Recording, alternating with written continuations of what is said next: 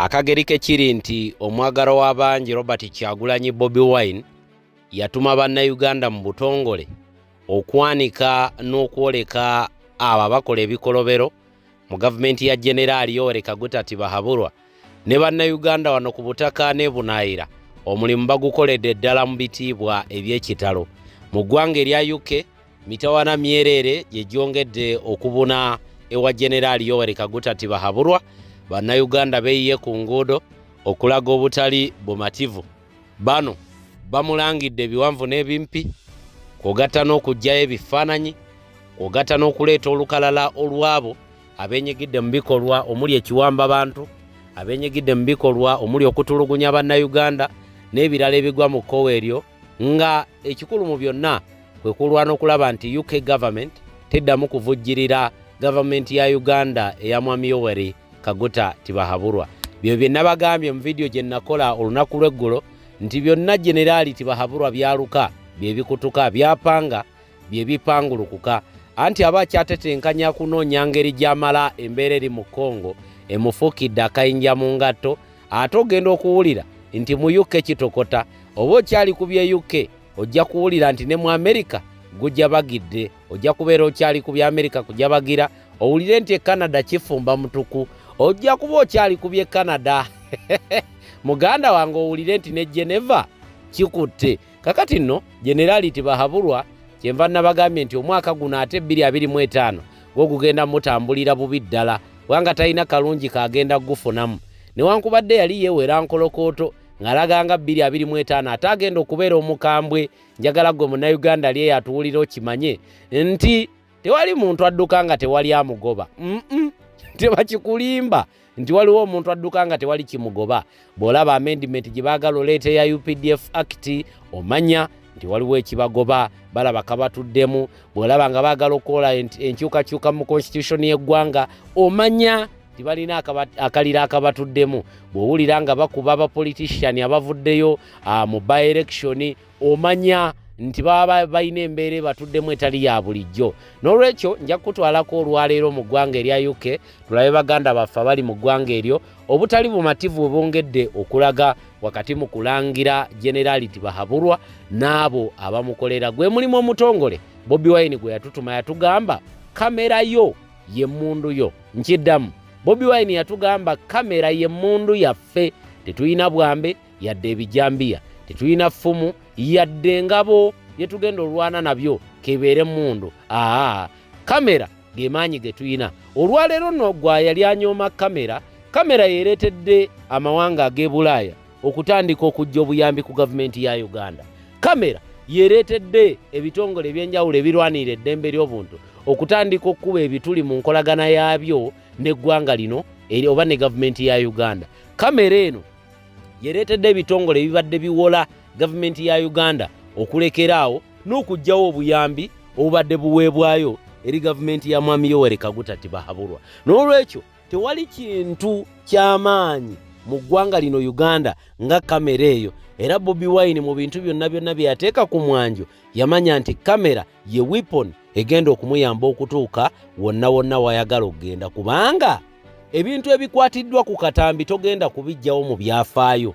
Bwe bagamba nti nno okutulugunya abantu kwe kuli mu Uganda, omuntu ajja kujja n'akatambi akakulage nga bannamawulire bakubwa, oli ajja kujja n'akatambi akulage nga abaana abatambula ne Bobi Wine ku ttiimu yeyo by'okwerinda babawamba, oli ajja kujja n'akatambi akulage nti nno footage yafulumyenga alaganga omu ku abo abali mu kkunga mu kibiina ekya Nuupu awambibwa. Kwigamba ebintu ebigenda okuvangayo nga naawe ne bw'otandika kubeera ng'obiwakanya obulwa w'otandikira. Era kyova olaba nnakuwalirako abadifendinga gavumenti y'NRM nti ddala mulitandikira wa? Mulinnyonnyola ki era mulibulira ky'abantu nti bannange embeera eri bweti ne bweti ne bweti. Kati nno mu vidiyo eno era nga tetunnagenda mu ggwanga erya UK kulaba mbeera eriyo, Barugahara afunye ebibye.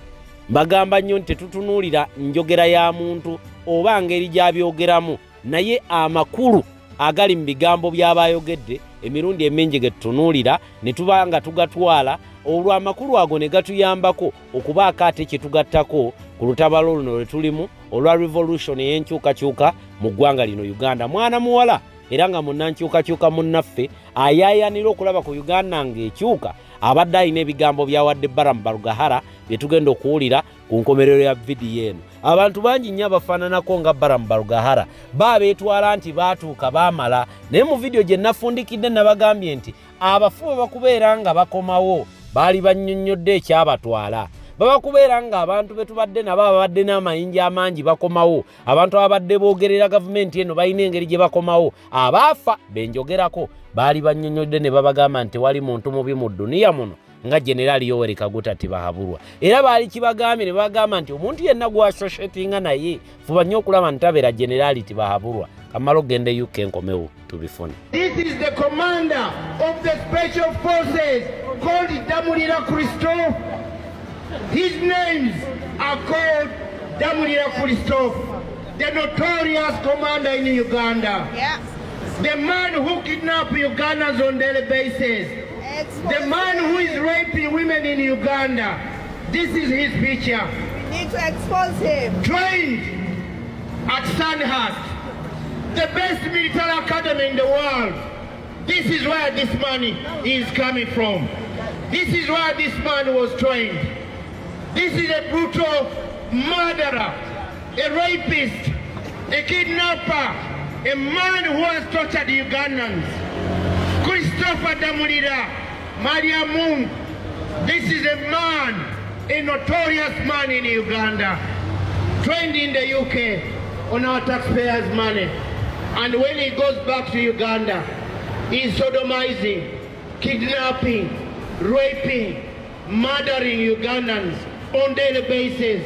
People power. Our power. People power. NUP. Everywhere. We are calling on the UK government to stop the funding, the training of such evil men. This man was trained in the UK, but he's the worst man. He's the man who is murdering Ugandans. He came from Sandhurst, the best military academy in the world, but the man is the worst brutal murderer in Uganda as we speak today. That's why we are standing here, to expose him and to come to hospital where there are no schools, where there are no roads, but the brutal dictator is being given £1 billion every year. He is the richest man in Africa, 13.5 billion pounds rich. Yes. But still the UK takes your taxpayer and my taxpayers' money to fund the brutal dictator of Uganda. We are here to expose Christopher Damulira, Maria Moon, a Sandhurst trained so-called soldier, turned to be a murderer in Uganda. Damulira Museveni, Damulira, and Muhozi. These are the people at the forehand of murdering, torturing, kidnapping, raping, sodomizing Ugandans. 42 years of the brutal dictator Museveni of Uganda, the junta of Uganda. Museveni, a murderer. We are here today to expose his crimes against humanity. We are not here because we are jobless. We are here because of the cause that this man I'm holding his poster is a Sandhurst trained soldier, trained, but when he went back to Uganda, he's a murderer. He's killing Ugandans. He's murdering Ugandans. He's raping Ugandans. And this is a Sandhurst trained in the UK, the best military academy in the world. And that's why we are here today, to call on the UK government to stop the training of the junta thugs from Uganda. People power. Our power. Our power. Our power. NUP. Everywhere. Everywhere. NUP. That's why today we are here as Ugandans, to condemn the human rights abusers in Uganda, to condemn the kidnapping of Ugandans in Uganda on a daily basis, the human rights abusers in Uganda, to expose the criminality, the injustice, in Uganda. The impunity in Uganda, corruption in Uganda, with no accountability. Your money is sent to Uganda to make the brutal dictator richer and richer. Yes. At a cost of 13.5 billion rich, still the UK is sending your money and my money to Uganda.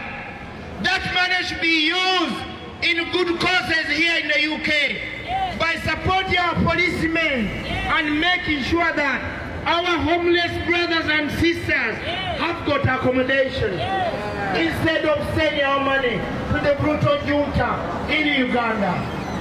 We've been living under the junta regime for the last 42 years. In the UK, we've changed 13 prime ministers. In Uganda, we are still living under the same junta, the military dictator, Museveni of Uganda. 42 years is more than enough. We live under brutal dictator Museveni of Uganda. Yes. M23 in Eastern DRC Congo is being armed by Museveni. Yes. Your taxpayers' money is going to arm a rebellion in the Congo whereby millions are being murdered by Museveni of Uganda. Millions are being raped by Museveni of Uganda. Because of the money you send to Museveni, that money is converted to go and support a brutal war in DRC Congo. People power. Our power. Our power. People power. NUP. Everywhere. Everywhere. NUP. And he has got the most expensive house in the UK by Holland Park. This is your money and my money. The money going to Uganda, it doesn't go for the good causes. It's just making the brutal dictator to stay in power. We are talking about a junta from Uganda who has earned more than 42 billion for the last 42 years. But in Uganda, Ugandans cannot afford a £1 paracetamol. Ugandans cannot afford to go to school. Ugandans cannot afford any medical bills. But their families come to the UK for medical tourism. That's why we are standing here calling on the UK government to stop the training of military thugs from Uganda, to stop the funding of military men in Uganda, to stop the funding of the junta Museveni of Uganda, to stop sending your money and my money to Uganda. People power. Our power. Our power. People power. NUP. Everywhere. NUP. We are from Uganda, a very peaceful country before the junta took over. A rich country before the brutal dictator Museveni took over. For the last 40 years, we are living under brutal junta Museveni of Uganda. For the last 40 years, we are living under this brutal dictator Museveni of Uganda. I want to appreciate abantu abali ebweru w'eggwanga, abantu abali e UK, mwebale nnyo okugaana impunity eteekebwa ku bannayuganda bannammwe wano ku butaka. Twaligambye nti mwe muli privileged kubanga muli bweru wa ggwanga, buli kimu mukifunanga bwe mukyagala, naye ne mutatulekerera ffe abali wano ku butaka ne mutuyirawo omubiri n'okuteeka ku nninga gavumenti yeeyo gye muli okulaba nteddamu kubeera ng'evujjirira obwannakyemalira mu ggwanga lino Uganda.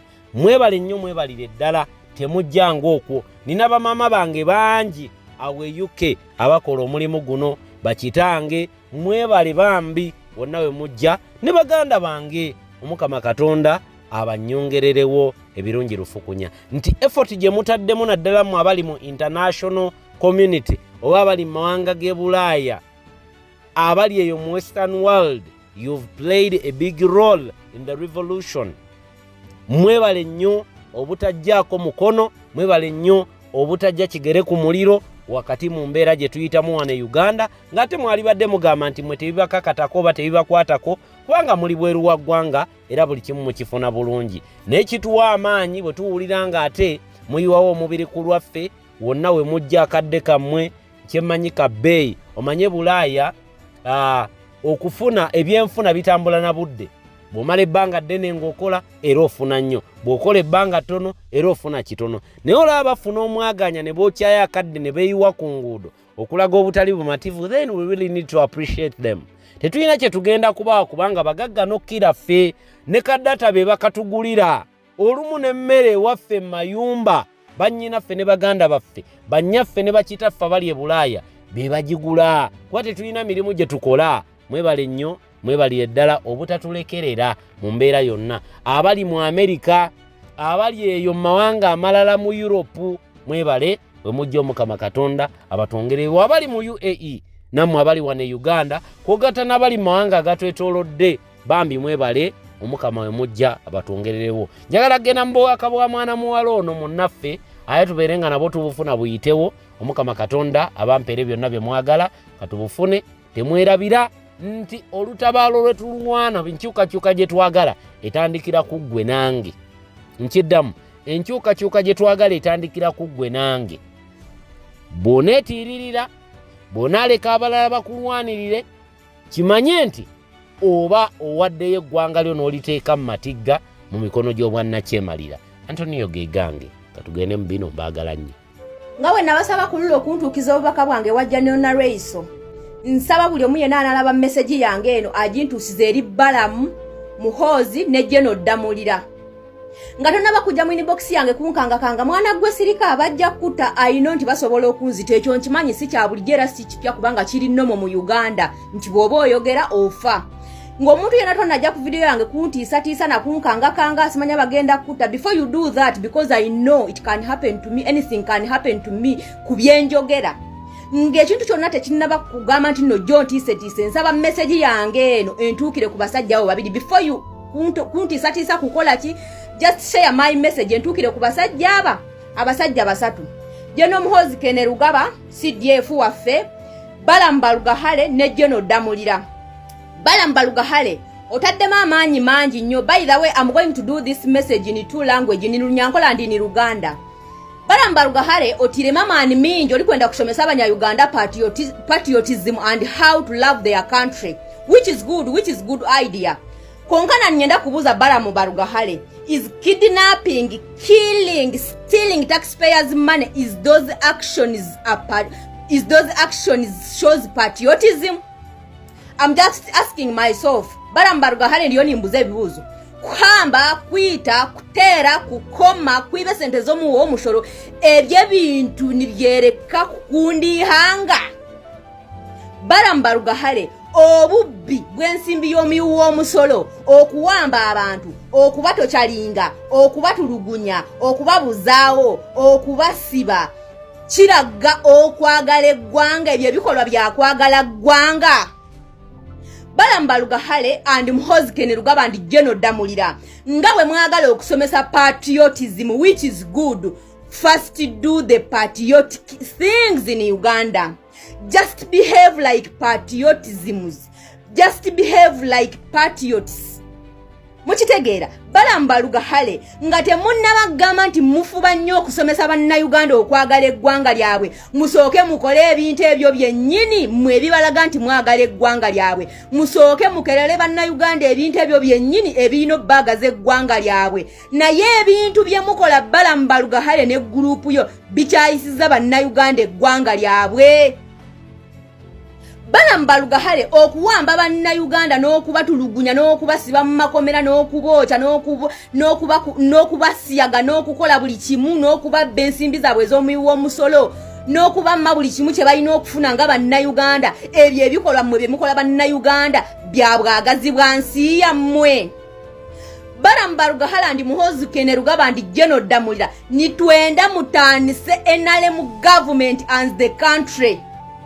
Balamu Balugahale twagala mwawule NRM government n'eggwanga Uganda, kubanga mmwe mulaga nti omuntu yenna atawagira NRM government kitegeeza tayagala ggwanga Uganda. Ekyo mwakisoma wa? NRM government si eggwanga Uganda. Omuntu yenna atawagira NRM government kitegeeza oyo omuntu tayagala ggwanga lye. Ani yabagamba Balamu Balugahale ani yakusomesa okwagala maamawo? Balamu Walugahale wagenda mu ssomero ki okusomesa okwagala maama wa kuzaala naffe tugendeyo batusomesa okwagala nnyaffe Uganda. Maama yenna bw'abeera atulugunya omwana gw'azadde ng'amukuba amumme emmere omwana amukyawe era batajja kuddamu mmwagala. Ate taba talina mmukuba nti olina kunjagala lwampaka lwakuba nze maama wo. Kaakati Balamu Balugahale ne Muhoozi Kainerugaba ne Jeno Damulira. Jeno Damulira nkulabye otuddamu naye eno gy'ojja ng'oddamu abaana abali ku mutimbagano oyinza obutamalaako kubanga oli mu kuyingirira mazina ga nkima. Ng'ate toyagala mikira kukoonako. Jeno Damulira nga bw'ozze mu lutalo lw'ebigambo tetwagala obeeko gw'osiba yadde gw'otulugunya yadde gw'otwala ku sseemwayo okumusalira omusango n'okumuvundiza mu kkomera. Twagala twetwalaganye ku mutimbagano kuno. Balamu Balugahale otaddemu amaanyi era olaga nti abavubuka tebaagala ggwanga lyabwe naye mmwe ebikolwa bye mubakola biraga nti nno mwagala eggwanga lyammwe. Temusobola kugaba kye mutalina. Balamu Balugahale and Muhoozi Kainerugaba Muhoozi n'okyenga olunyankole tokaabaasa gabe kyotiine. You cannot give what you don't have. You cannot spread patriotism yet you are not a patriotism. Tokabasa kubota kundi hanga lyawe kandi okasomesa abantu kundi hanga lyabo. Ekyo wara kirebere nkahi. And we want you to differentiate between the NRM government and Uganda. Mwashetegereza akubimu muntu wena yatakunda NRM government kimanyi manisa kutakunda Uganda. That is your mentality. Nikwo mukukiteekateeka mukakisoma nkaheekyo kihandiikirwe nkayo omu constitution yihanga Uganda. Balamu Balugahale and your boss Muhoozi Kainerugaba and your Jeno Damulira. You are forcing Ugandans to be patriotic, but are you people patriotic? Why are you killing Ugandans on the street, beating them, torturing them, kidnapping them, abducting them, stealing their money, and you want them to clap for you and dance for you and laugh for you guys? Is that really being fair? Jeno Damulira and Balamu Balugahale with your boss. And now you want to force journalists to learn how to love their country. Balamu Balugahale, is your head really working good? Can you teach someone to love Uganda? We love our country. But what happened? What went wrong with Balamu Balugahale so that the citizens are no longer love their country? Ebintu ebimukola abanya-Uganda nibyo batamisiihanga lyabo. That's why we stand here and start talking to you. But instead of working on the issue which are disturbing Ugandans, you are just killing them, beating them, abducting them, and torturing them. Muhoozi Kainerugaba, ebintu byona tibyokukozesa maani. Ebintu byona tibyokurapinga burapinzi. Iwe kyola arebe kyona you have to grab it. You have to take it by force. Ihangatirira atambule kuko okuura n'oyenda. Abanyamahurre bino bugabe bwabo nk'abanyamahurre kandi omuntu okwasiza ebintu by'abanyamahurre timunyamahurre. Chris Baryomunsi is the Minister of ICT. And Nyombi Tembo is the Executive Director of UCC. Nibo bine kwasaganya ensonga za media houses, not Balamu, a minister w'eminyeto.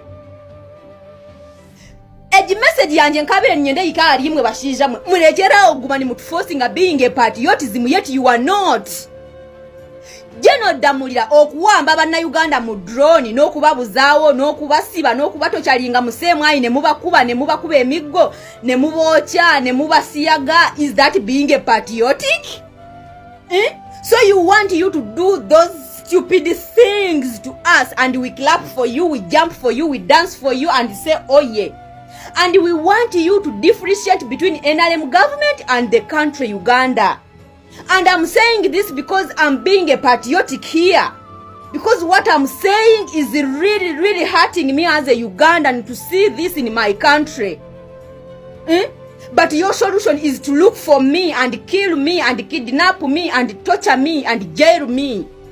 That is the solution you have for us. And you want us to clap for you, to dance for you. When you are killing us, when you are abducting us, when you are torturing us, When you are stealing from us, for us we have to just dance for you. That's being loving your country. You are taking our things. We have to dance for you because we love our country. Huh? Before you come here to comment, they are going to kidnap you, manya kill you, manya what? Share my message to reach to those men. Jeno damulira. Balambaluga Halandi Muhozi Kene Rugaba. Ebintu tibikwenda kukola bisyo. Tokabasa kwegesa omuntu kunda nyina ningashe. Timukabasa kutwegesa kundi hangali tu nokugamba ebibyonka. It means I'm a patriotic because I love my country. What is going on in Uganda is really not good. Hati mulioni mu intimidating journalism, mulioni mu intimidating abanyamahure, mulioni mu intimidating abuchimwe so that you can kill us, you can kidnap us without anyone knows. In silent. You want to kill us in silence. So for you killing us is a patriotism, is a patriotic action. Is for us to speak that you guys, why are you killing us? That is not being a patriotic. Is that really fair? No. You are not going to teach us how to love our country. We know how to love our country, but you cannot teach what you don't practice.